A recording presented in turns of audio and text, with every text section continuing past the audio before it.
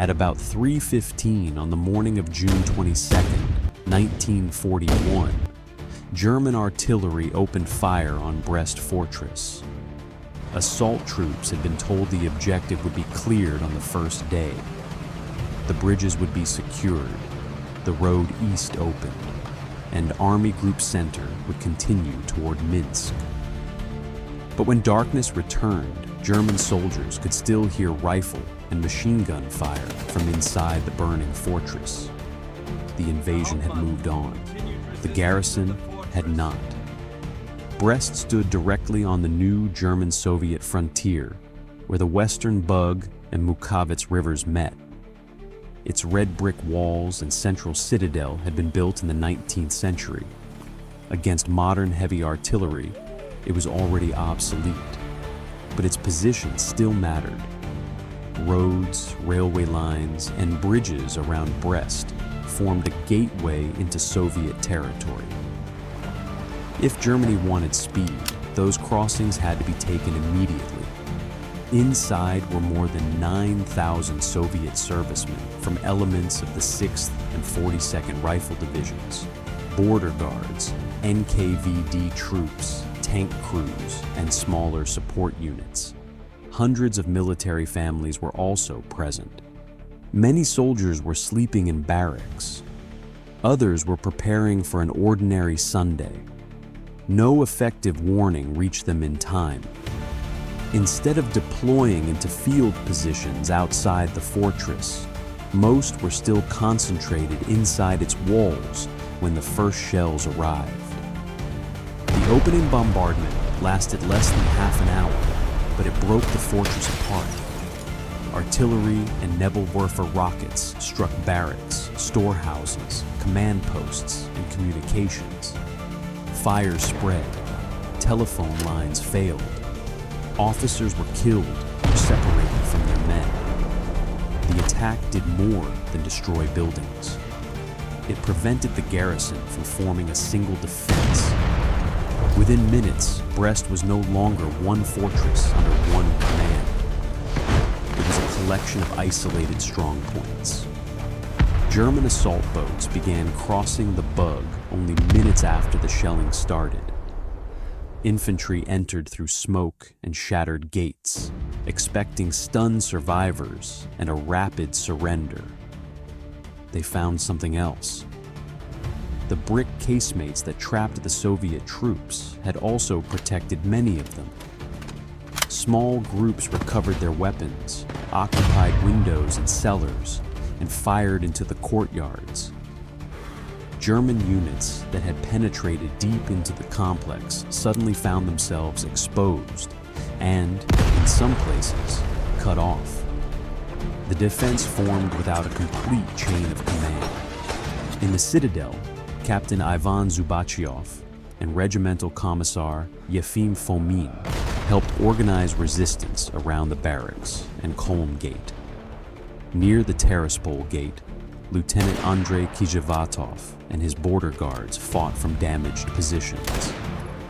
In the East Fort, Major Pyotr Gavrilov gathered another group. These men were not directing one coordinated battle. Each was trying to impose order on the men and ground immediately around him. That improvisation changed the first day. German infantry repeatedly attacked courtyards, gates, and barrack blocks, only to be met by fire from rooms they believed had been cleared. By the end of June 22nd, roughly 280 German soldiers had died as a direct result of the fighting around the fortress. For a formation expecting a quick assault, the losses were severe. Yet Brest did not stop Operation Barbarossa. German forces secured the strategically important bridges, railway, and road on the first day. Panzer columns were already moving east while the fortress remained behind the front. The defenders had become surrounded not because Germany's advance had stalled, but because it had passed them. Their resistance could no longer change the movement of the campaign. it could only make the fortress more costly to take. During the night, some Soviet groups tried to break out.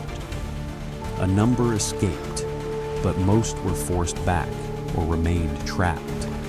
German commanders also changed their method. They reduced direct infantry assaults and relied more heavily on artillery, isolation, and demands to surrender. On June 23rd, the fortress was shelled again. The goal was now to crush each strong point separately, while limiting further German losses. Inside, ammunition was running low, but water became the more immediate crisis. The rivers were close enough to see, yet the approaches were exposed to German fire. Attempts to reach them could end within seconds. The wounded gathered in crowded rooms with little treatment. Families remained among the soldiers. As conditions collapsed, groups began surrendering in growing numbers, while others continued to fight from the same ruined buildings. By June 24th, the last large battles across the whole complex were ending, although individual positions remained active. Over the next 2 days, German troops reduced most resistance in the citadel and the northern fortifications. Fomin was captured on June 26th and killed. He was a political commissar and a Jew, placing him directly within the categories targeted by Nazi orders from the opening of the campaign. The East Fort remained.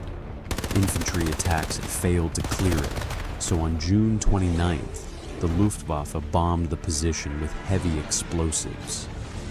The effect was decisive. Nearly 400 exhausted defenders emerged and surrendered.